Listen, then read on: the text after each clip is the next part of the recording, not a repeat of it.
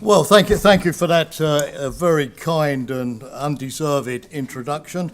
The only thing that was left out was the only important thing about my life, which was that in 1999, the French magazine Elle voted me the sixth sexiest man in the universe. I know, a total scandal, only number 6.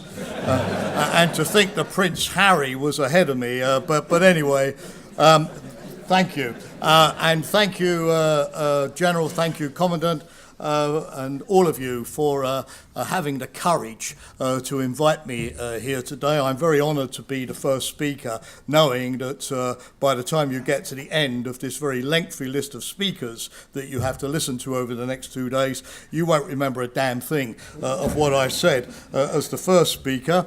But I also want to, first of all, before I kick off, also for my part, congratulate Lieutenant Colonel Martin and tell him from my experience that the medals that you receive before you retire are 10 times more valuable than the ones you receive afterwards.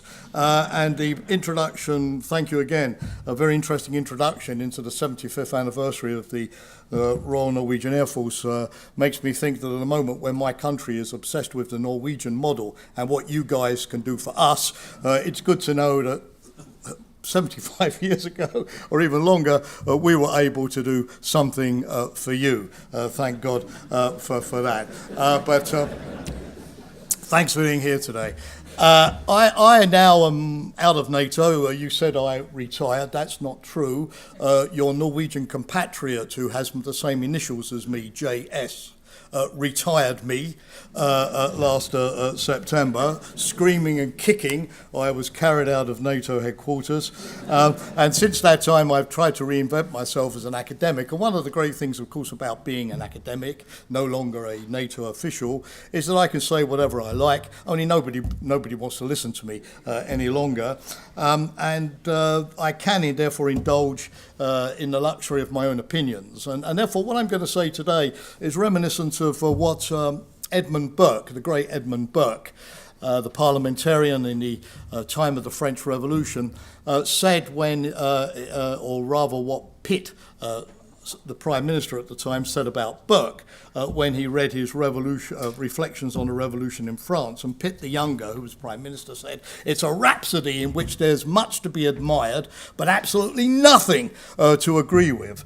So today you may find, rather like Pitt, looking at Burke, that what I say is a rhapsody. You don't necessarily agree with me. I'm going to split my remarks today into 2 parts. First of all, now that deterrence is back, and everybody tells us that we have, once again, not to take it for granted, but to discover what it means and relearn how to do it. In the first part of my remarks, I just want to sort of recall what I believe are the main principles of deterrence, at least what we have learned from the last 70, 80 years of trying to do it. And then secondly, of course, which is the reason why you invited me today, is then to say a few things about how that deterrence applies to the type of threats we're facing today, and where it's lacking and has to be complemented by other things. So, first part. What is deterrence? Well, obviously it's preventing war. It's as simple as that. If war is prevented, deterrence is working. Do we know that deterrence is responsible for preventing war? Of course we don't. There could be other factors. But we know that we cannot take the risk of risking war without a deterrence strategy. What we believe deters doesn't necessarily correspond to what our adversary thinks that will be deterring him. There's always going to be a gap of guesswork and calculation in all of that. This is not scientific. But preventing war means essentially raising the cost of aggression to an unacceptable level. In other words, complicating the calculus of a potential aggressor by forcing that aggressor to have to factor into the calculation so many difficult to assess elements that he is thrown into uncertainty and loses confidence in his ability to gain his essential goals. We have therefore to increase his level of risk and uncertainty. Secondly, the fundamental principle of deterrence is to make the is to make the escalation of violence something which it is difficult for an aggressor to control. All of nuclear deterrence is based on that, the uncontrollable, potentially escalation ladder, so that beyond a certain point, the costs of the aggression outweigh the benefits. Thirdly, deterrence is based on preventing an aggressor from miscalculating or having false assumptions about our willingness to resist and our capacity to fight, his ability to win a war. But too much of deterrence thinking is based on the assumption that deterrence is only about the threat of retaliation, the threat of violence, and the threat of escalation. There is also an extremely important element of deterrence, which is to make an aggressor realize that war is unnecessary, that aggressor can pursue to a certain extent his, forgive me the masculinity of my pronouns here, but for speed, that he can achieve certain of his objectives without having to take the enormous risk of going to war. So there is an element of dissuasion, or if you like, reassurance, in deterrence, which makes the aggressor realize that it's both unnecessary or aggression and potentially counterproductive. Now, let me, I used to be an academic historian. Let me illustrate this with an example. All of you are familiar with the building of the Berlin Wall and the big Berlin crisis between Kennedy and Khrushchev in 1961. The wall went up in the middle of August, and there was then a standoff with tanks at Checkpoint Charlie between the Soviets and the United States. Essentially, Kennedy had to sort of come to some kind of calculation as to what would make the United States risk a nuclear war, and therefore a NATO-Soviet war, for the sake of the Berlin Wall. And basically, he did a calculation that for him, for Kennedy, the red line was securing the Western presence in West Berlin and preserving the rights of the four powers to West Berlin. On the other hand, he realized that for Khrushchev, the red line was the Berlin Wall, which would permit East Germany to survive as a nation by stopping the uncontrolled migration away from East Germany that was taking place at the time. So Kennedy surrendered the rights of the four powers from 1945, from the Second World War, in East Berlin, and permitted the wall, which of course was not allowed, for in return having Khrushchev recognise that the United States, France and the UK had the right to stay in West Berlin.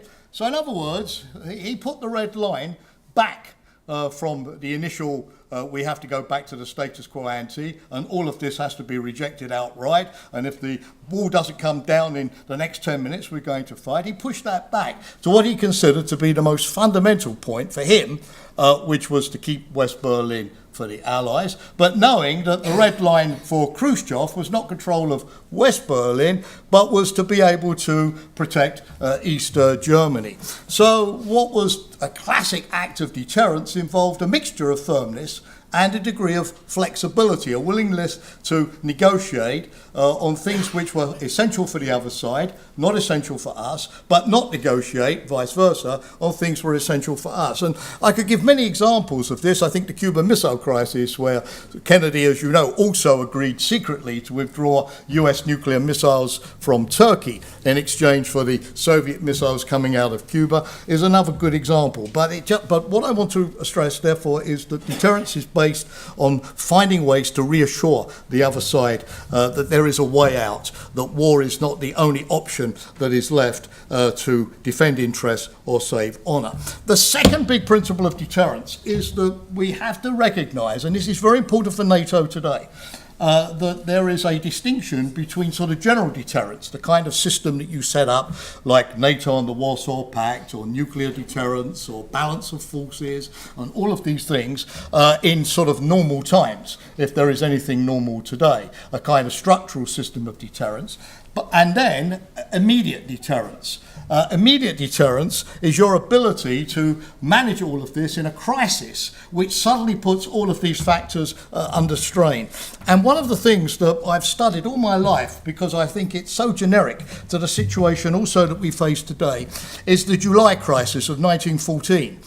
Thousands of books have been written on this, but this is a fantastic sort of, if you like, study case of when deterrence failed, and failed spectacularly, and delivered to Europe the biggest catastrophe that it had known since the 30 Years' War in the Middle Ages. And there are certain key features of the July crisis which I think are generic to deterrence and also important for NATO today. The first thing is the misreading of signals.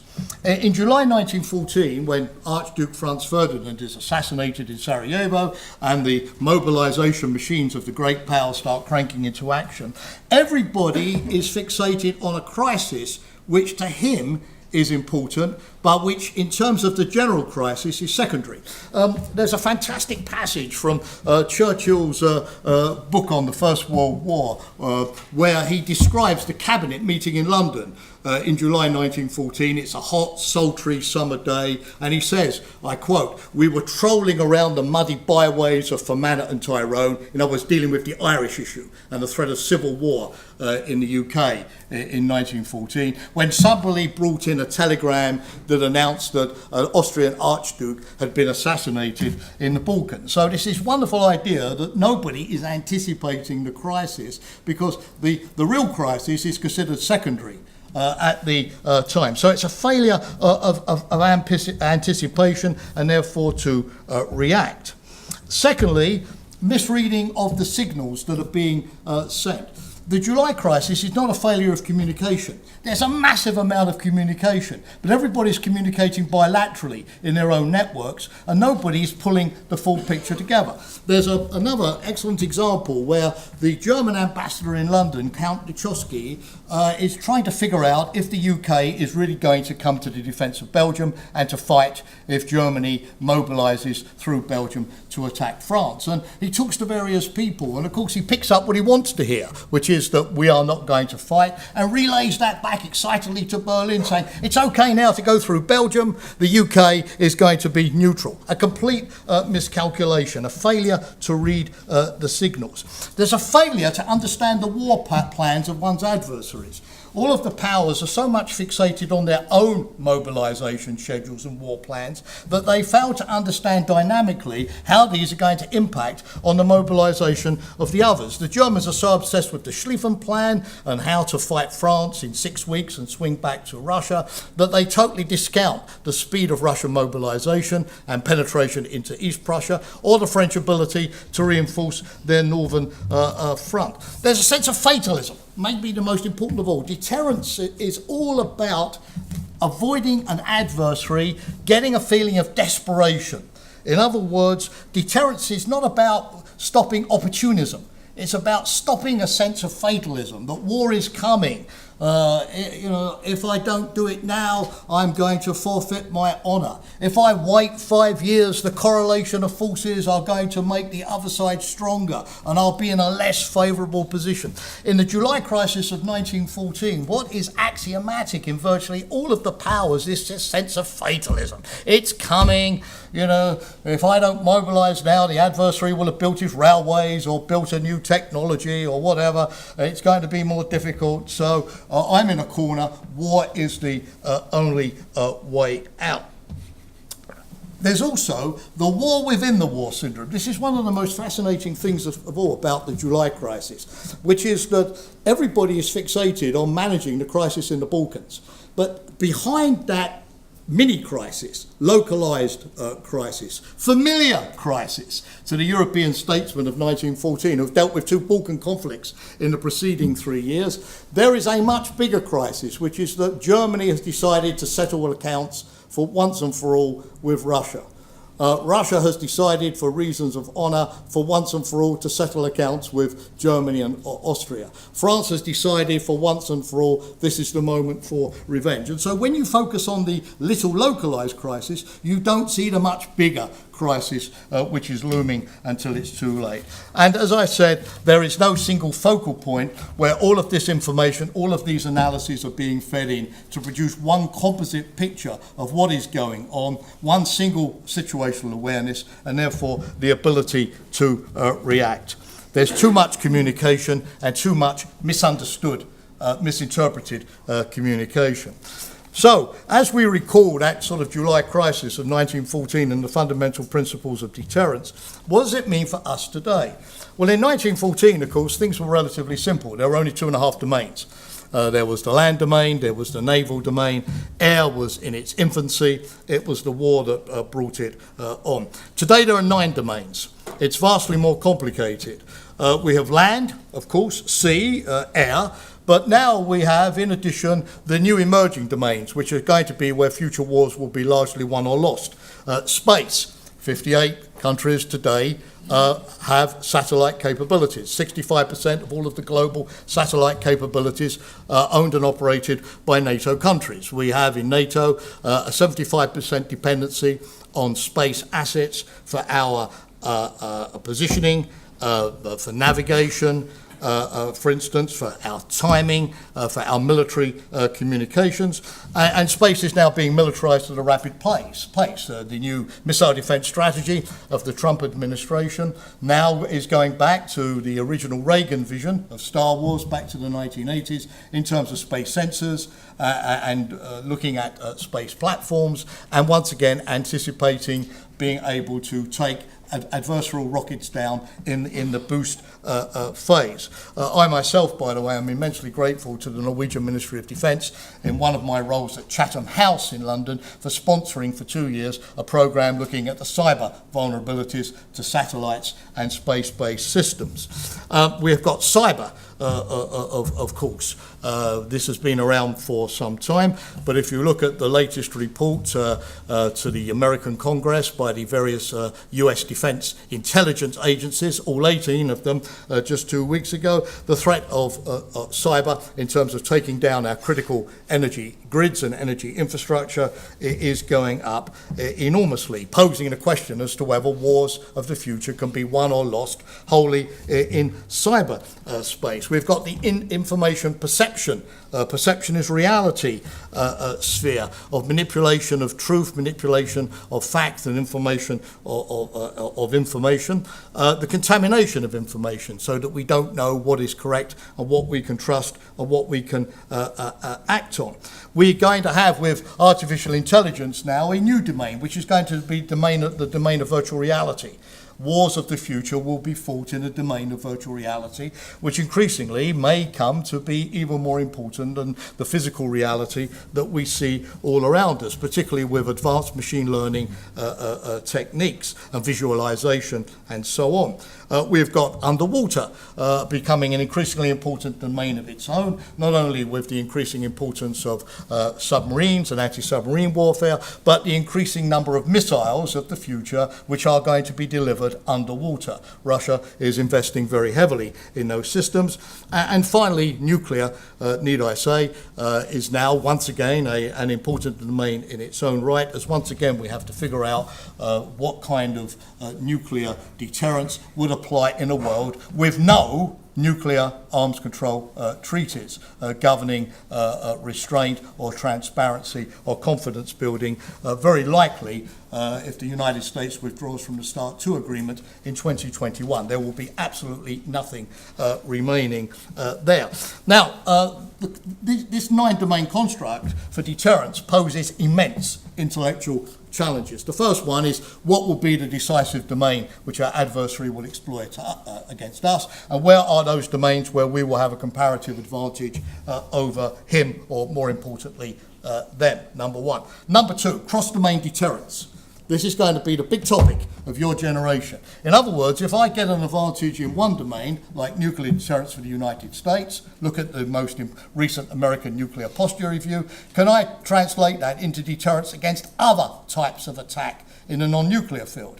For example, for the first time, the latest US nuclear posture review links nuclear deterrence to the response against cyber attacks or attacks against critical infrastructure. If I develop advanced space weapons, does that give me an ability to do better nuclear deterrence by being, for example, able to act against the nuclear command and control system of my adversary, and so on? So, in other words, what kind of advantages does one get from investments in domains? And the future of warfare is not just going to be he who does these individual 9 domains best, but he who does the integration. For example, if you go to the United States today, what is remarkable is not the idea that America in the future will have superiority in any one of these domains. No, China is spending 2.5 times what the United States is spending today on AI investment. And President Xi has made, China 2025 a program to have Chinese superiority in many of these areas. So increasingly, winning wars will rely not on superiority of domains, but superiority of the integration across domain of these various factors, being able to do it faster and smarter than anyone else. What does this mean in practice as far as NATO is concerned? Well, the first thing, of course, is that there is still a quantum difference in terms of threats between classical conventional warfare and virtually everything else that we may face, particularly what we call the grey zone. If you look at the casualties from wars today, they are vastly superior to anything that we see from terrorist attacks or so far cyber, which fortunately has not yet killed anybody but could do so soon, and other types of threat. Syria, 500,000 dead. Yemen, 500,000 dead. Democratic Republic of Congo, between 1 and 5 million over the last 20 years. Eastern Ukraine, about 11,000 and rising all the time. And Afghanistan, where President Ghani told us just a couple of days ago that 45,000 Afghan soldiers and policemen, 45,000, have been killed, not wounded, killed in the last 4 years. And if we look around the world, conflicts are generating vastly more problems for us than any other type of threat activity. Think of migrants, think of collapsing states, think of organised crime, think of jihadism. It's all on the back of conflict. So it's still, particularly in Europe, where 70% of our population is urbanised, with dense concentrations, and where any war would inflict immediately mass casualties on those civilian populations, particularly from new generations of conventional missiles. And of course, now that the United States is withdrawing from the INF Treaty, Russia will have a free range to develop increasingly not nuclear-tipped ballistic missiles, but conventionally tipped, very fast-flying ballistic missiles against the NATO countries. Clearly, war is simply unacceptable in terms of our ability to maintain our existence. So the first part of deterrence, it has to be, whether you like it or not dealing with cyber or fake news or other things, no matter how important, but simply getting back into the business of being able to stop any kind of conflict from breaking out in a very crowded, overpopulated European landmass. Here, of course, the essential ingredients are very clear. The transatlantic link is all important. Deterrence means that the Europeans can fight but cannot deter. Only the Americans currently can do that for us. And that means, of course, the commitment to Article 5, particularly in the current environment, is absolutely key. The problem, of course, is that as Europe gets back into deterrence, after years in which we were able to assume it but not do anything about it, we have the reality that the United States today has about 36,000 troops in Europe, with about 100 odd tanks, and about 160 odd tactical nuclear weapons. This means that there is an American tripwire, but there's not an American combat fighting capability. And one of the key issues, I think, for NATO in the next years is to find out what is backing that up, particularly at a time when the US has 60% of its naval assets in the Asia-Pacific today. And if you go to Washington, as you well know, the increasing focus is on the coming confrontation, predicted or otherwise, between the United States and China. So we're going to have to try to do deterrence with vastly inferior or fewer US forces than what we had in the past. Now, there was a French defense minister in the 50s called René Plevat, who was once asked by an American journalist, how many American troops, Monsieur le Ministre, do we need to defend Europe? And he said, 1. And the journalist said, you can't be serious. He said, yes, we get him killed on the first day. There was a notion that deterrence could be done with even a symbolic US presence. And certainly what NATO has built up in the Baltic states today with the 4 multinational battalions constitutes a tripwire. But the fact of the matter is, if we're going to do effective warfighting and deterrence in the future, we're going to have a much, much, much larger European contribution to that. And therefore, the European Union, for the first time, is going to have to do deterrence. And one of the big issues, I think, in Brussels, which we're going to face in the future, with the European Union now setting up this year a European Defence Fund, permanent structured cooperation. I'll spare you all of the technocratic details, but this is important. With the European Defence Fund capitalised at 13 billion and European Defence Integration and the French-led intervention force, is to what extent and how quickly, without speaking about a European army or even indulging in debates about what is European strategic autonomy, but how quickly can these combined European efforts of defence integration, framework nations, regional groups like the Nordic group, for example, NORDEFCO, and all of these things, actually fill gaps in the NATO force structure to do effective deterrence and Article 5 warfighting. This cannot just be the old EU aspiration to be able to send troops to Africa and deal with the South or deal with peace support and stabilisation on our periphery. It has to be hardcore as well. Second thing, we have to think, of course, in all of this, what is going to be the role of nuclear deterrence and how we reintegrate nuclear planning into conventional planning. All of NATO exercises, CMX and so on, that we've been doing since we got back after 2014 and Russia's annexation of Crimea into the defence game, have been against an adversary that we assume is purely a conventional adversary. But no, Russia is a nuclear-armed adversary which has, both rhetorically, in terms of doctrine, in terms of exercises, as we've seen, the ability and the intention to use nuclear weapons, to gesticulate or to actually use them, and even early on in a conflict, the de-escalation of strategy.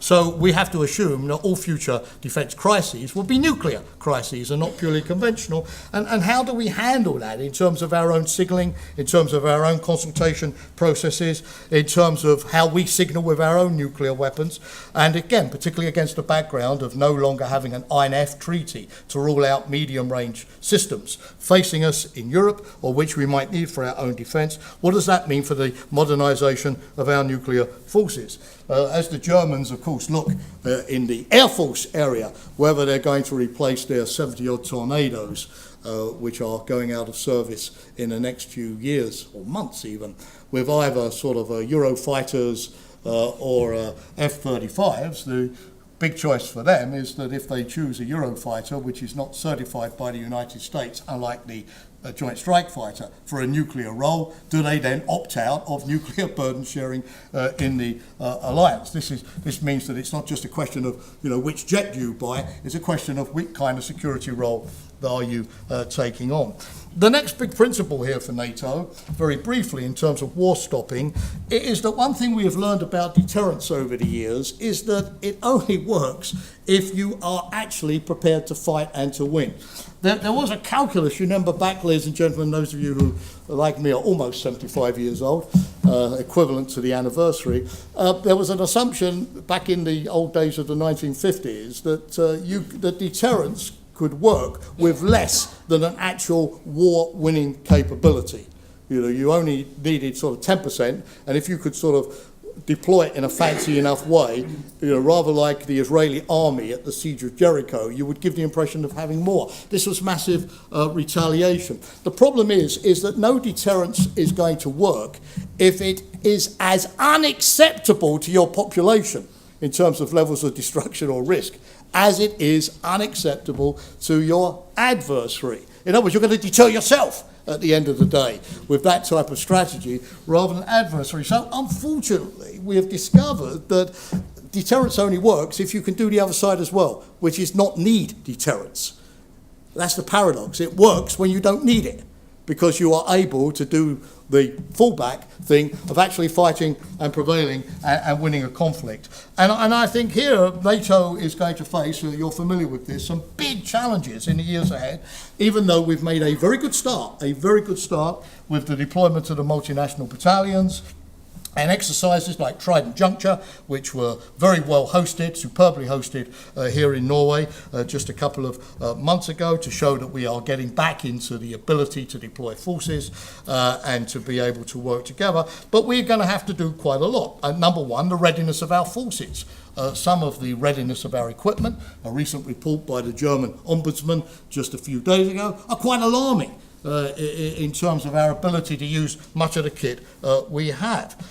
It's going to depend on reinforcements across the Atlantic or within Europe, particularly once you get beyond the initial NATO response force, very high readiness joint task force. One of the key issues is going to be mobility. We have chosen a strategy which is risky.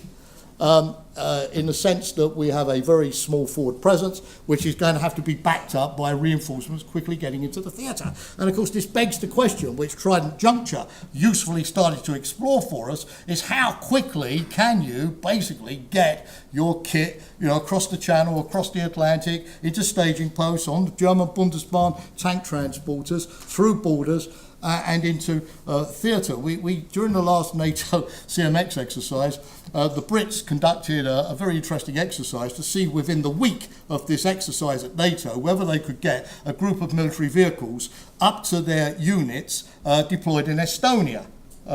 With the paperwork, the customs clearance, the escorts. And after a week, they were still in Zeebrugge. In Belgian harbour, waiting to get the customs clearance to get going. So we need to work on this. Of course, things like the German rear headquarters that are being set up to deal with movement are excellent initiatives. We've got the European Commission promising to help us as well, and the like.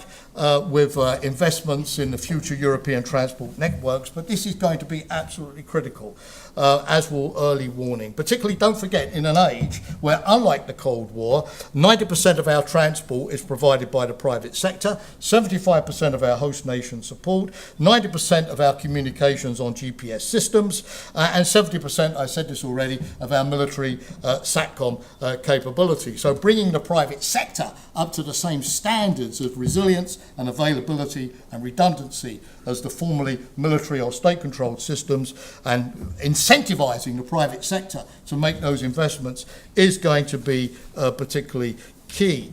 And of course, as we look at this, one of the key principles of deterrence is that you are able to transform a local disadvantage. We're outnumbered in the Baltic states, right? We know that. And it's going to be very difficult, given the exiguity of the land in the Baltic states, the Sulaki gap. It's going to be very difficult to get parity there. So we know we're at disadvantage. But the whole principle of deterrence is your ability to compensate for a local disadvantage by putting in place a theatre-wide advantage. In other words, putting pressure on your adversary elsewhere to compensate for him putting you under pressure in the Baltic states. How do we start thinking about how we can most successfully do that? Here in the High North, in the Black Sea, where would we do that? So deterrence in terms of classical wars may be simple, but it's going to imply a much bigger effort from all of us vis-a-vis what we have seen today, let alone spending our 2% of GDP on defence, which is for me at least, the floor of this effort, rather than the ceiling. But the real issue, of course, is now the grey zone, which you've all become familiar with.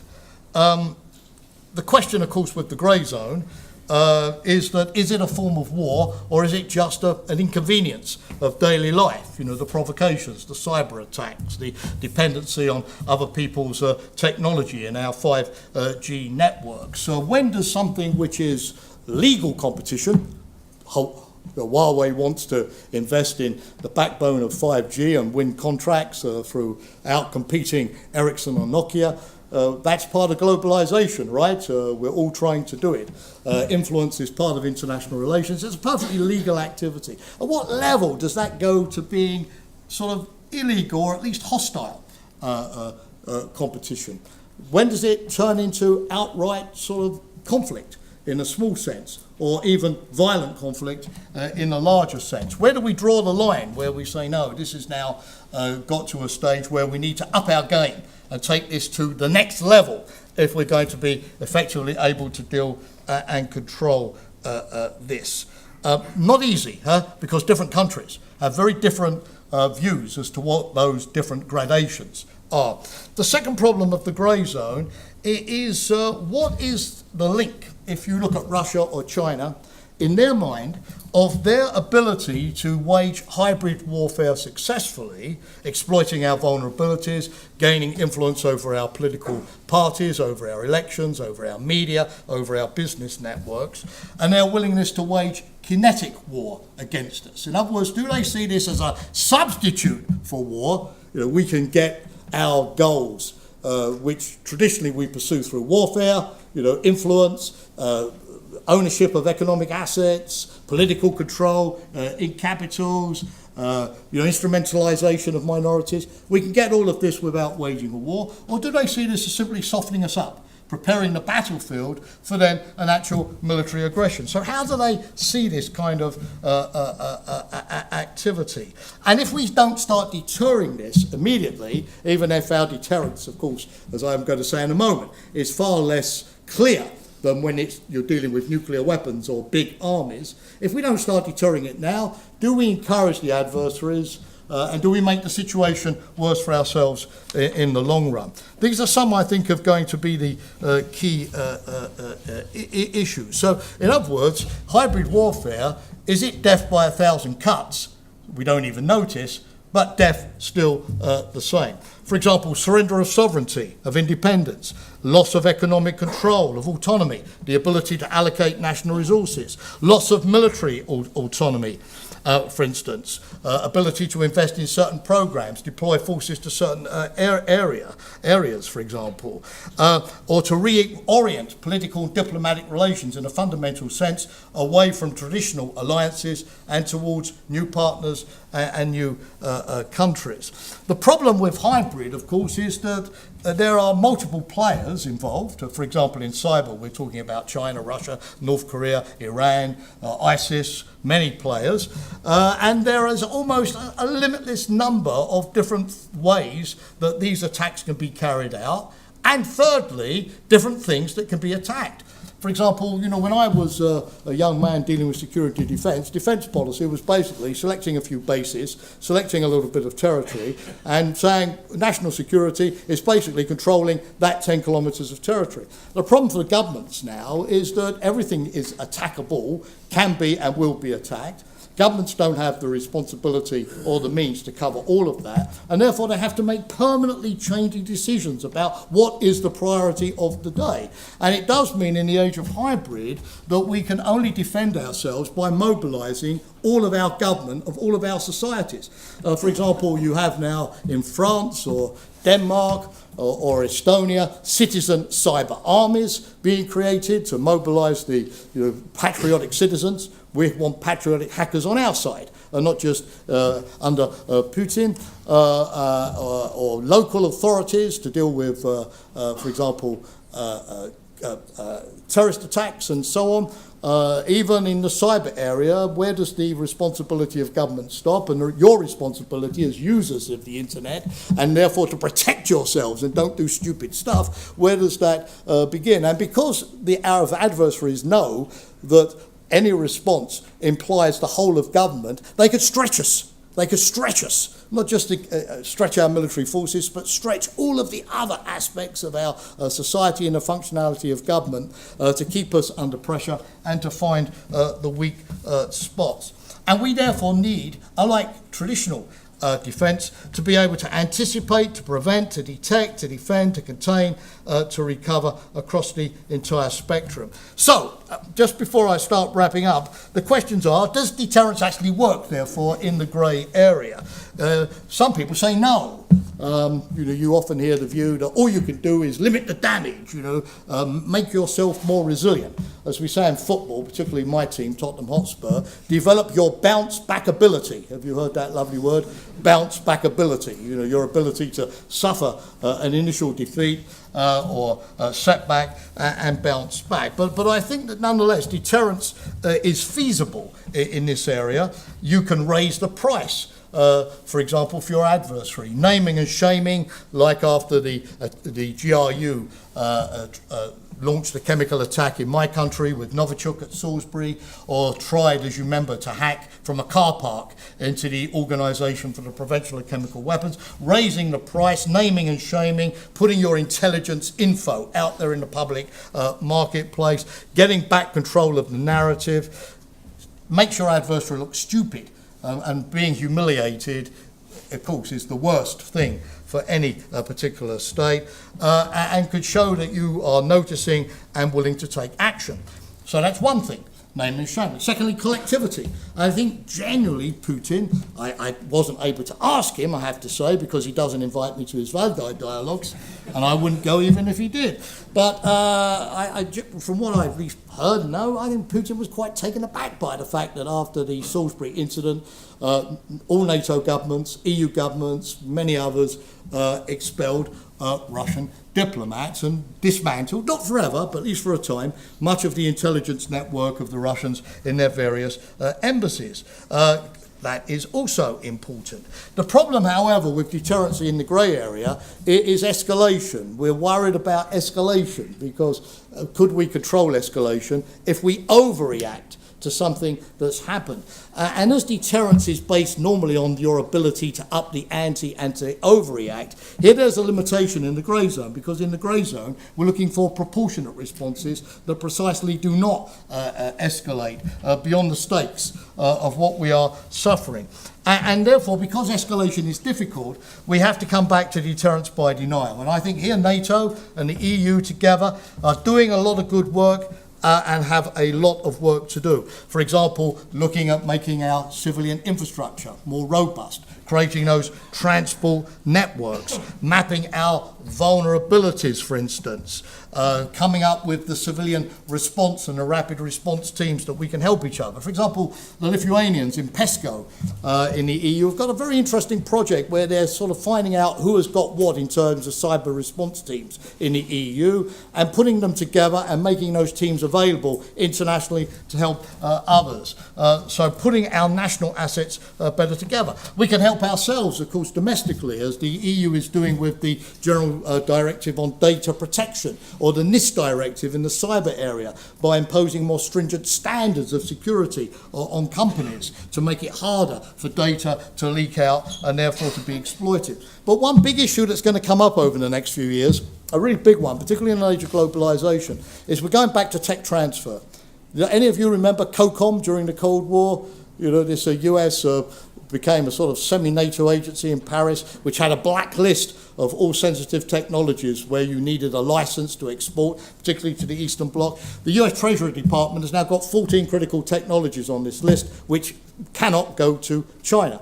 The US, as I've mentioned, is now fighting a campaign against Huawei, of course, and has already persuaded many governments, New Zealand, for example, Australia, Germany is now rethinking to disinvest or even rip out Huawei software and technology from our networks. The UK, Vodafone, have just taken a big decision to do the same.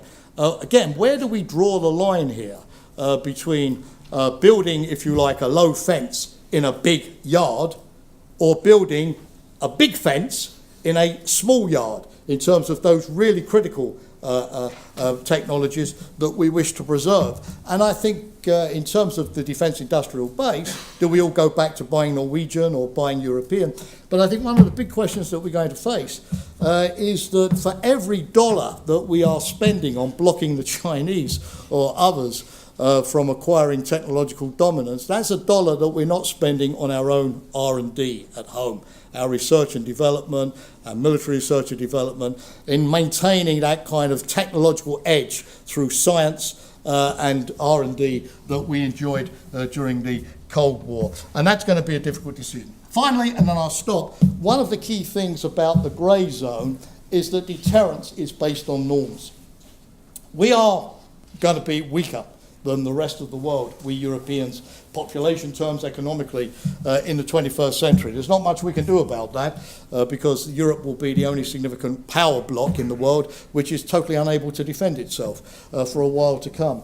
But one thing that we do have is networks of partnerships. Look at NATO with its 40-odd different partners that we've cultivated, including good neighbours like Sweden and Finland.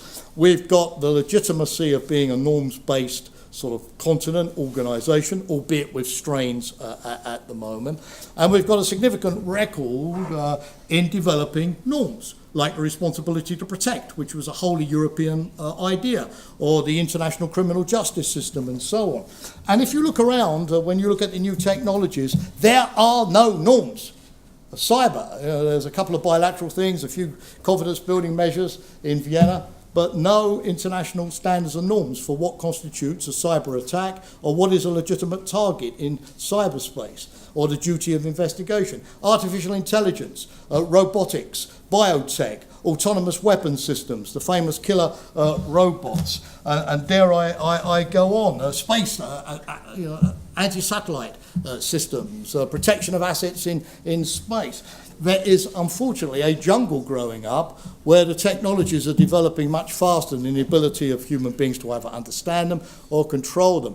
And if we are going to deter, we are going to have to deter much more through normative aspects, even if it's going to be difficult, particularly with China and Russia. But we have to start somewhere than through naked strength of our own. And we've got to start thinking about this, because like in climate change, where there's a tipping point where you can no longer do anything about the problem, no matter how much you spend.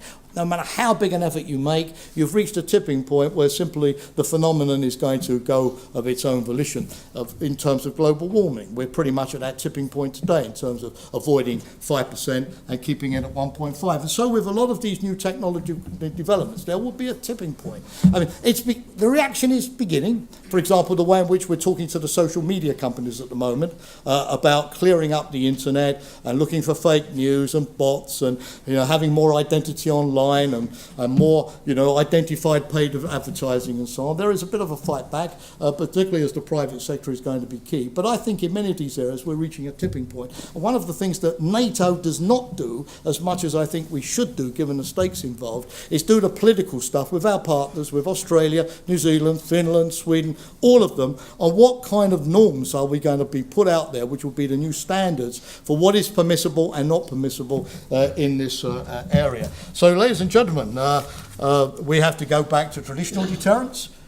We have to rethink the political aspects of deterrence as well in terms of how we handle crises, because they are always key.